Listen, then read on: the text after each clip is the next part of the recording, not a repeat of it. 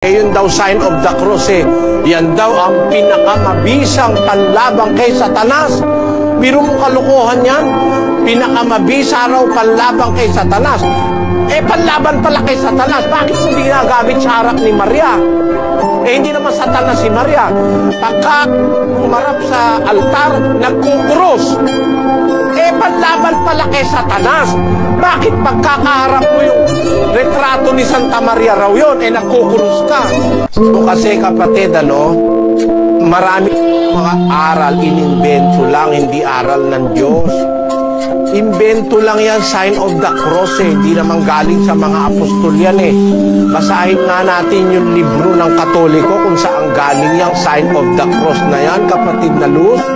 Opo, ito pong sign of the cross. Basahin natin sa Discourses on the Apostles' Creed by Reverend Clement H. Crack, page 17. Ito po ay librong Katoliko. Ang sabi nila rito, and Saint Teresa states that Satan had no power over the cross, nor over any object over which the sign of the cross has been traced. It is the Christian's strongest and most powerful weapon against Satan. Kita mo? Sino ang nagturo niyang sign of the cross? Si Santa Teresa raw.